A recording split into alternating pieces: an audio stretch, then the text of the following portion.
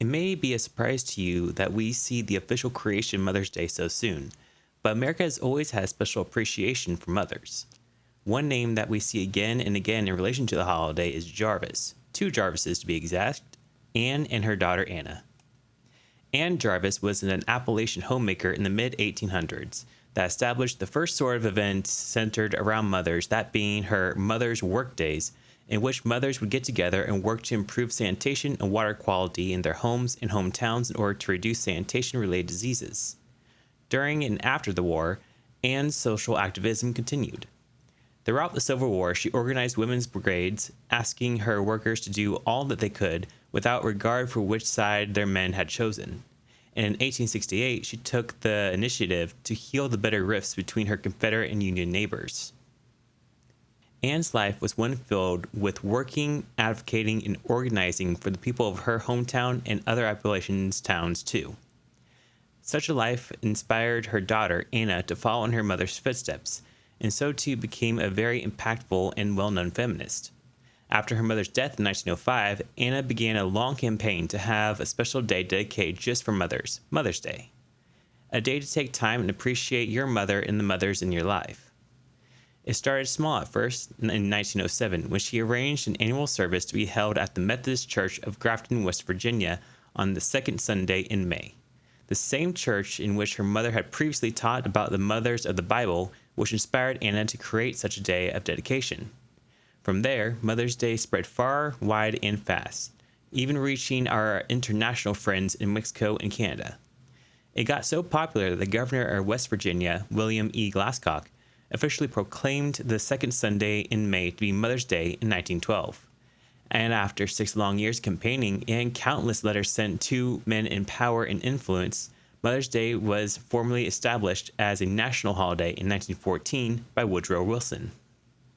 We would, however, be leaving a huge gap in the conversation if we did not talk about the women that made the cultural shift necessary to really put mothers and women in general in the spotlight more now than ever before. One such feminist was Julia Ward Howe, who did most of her activism in the mid to late 1800s. Howe was a suffragist and a pacifist who successfully organized a special day of honor for mothers in Boston, Massachusetts. Not only was this day to honor mothers, but to advocate for peace as well, especially after the breakout of a very, very bloody Franco-Prussian War. Howe believed that this war, along with any such conflict, could be averted without bloodshed. Why do not the mothers of mankind interfere in these matters to prevent the waste of human life, of which they alone bear and know the cost? She believed that when soldiers died in war, it is their parents who suffered most, especially the mothers who personally knew just how much goes into making and rearing a child. Howe's Mother's Day was celebrated in Boston and the surrounding areas for many years until the public gradually lost interest in the years before World War I. Mothers were not only appreciated in Boston, but in Pennsylvania as well. In fact, Pennsylvania held a similar Mother's Day service around the same time that Anna held hers, in which 1,500 people attended. Pennsylvania was not too far behind West Virginia in regards to formally proclaiming Mother's Day, as Governor John K. Tanner officially signed the order making the second Sunday in May Mother's Day just 1 year after West Virginia. The holiday was very popular throughout the nation, even before the official proclamation making it a national holiday, and one that still thrives to this day. However, the holiday changed fast once it gained national significance. Anna wanted the holiday to be a day of reverence not only for one's own mother, but mothers and motherhood as a whole. She and other activists that campaigned for the holiday wanted it to be a day of service and recognition. This is even reflected in Wilson's speech when he officially proclaimed the holiday, calling it a public expression of our love and reverence for the mothers of our country. However, it quickly became what it is today, individualized and commercialized. No longer was the holiday a day for all mothers, but only one's own, and the best way to celebrate wasn't to do acts of kindness or to take time to appreciate all the mothers in your life, but rather to buy a card, flowers, or other types of treats. Unfortunately, this shift in focus deeply disappointed Anna. Anna was greatly displeased that florists, printers, candy makers, and so on were making money off the holiday without crediting her or the women that went into making the holiday nationally official. She hated how quickly consumerism consumed the day of reverence and turned the day into just another way to make a profit.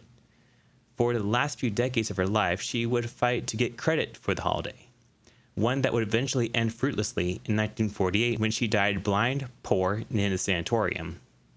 Despite being one of the most important people in bringing us a holiday we hold so dear, very few people know that she even existed, and are more ready to credit the holiday to Wilson rather than to her or feminist activists in general. This project has taught me many valuable things already, and I count this as one of them. To me, the holiday was always about my mom and what I could do for her, but what about the people who don't have moms or who aren't in contact with their moms? Well, at least originally, Mother's Day was for them too, as there are many wonderful mothers in our lives, even if they are not our bearers.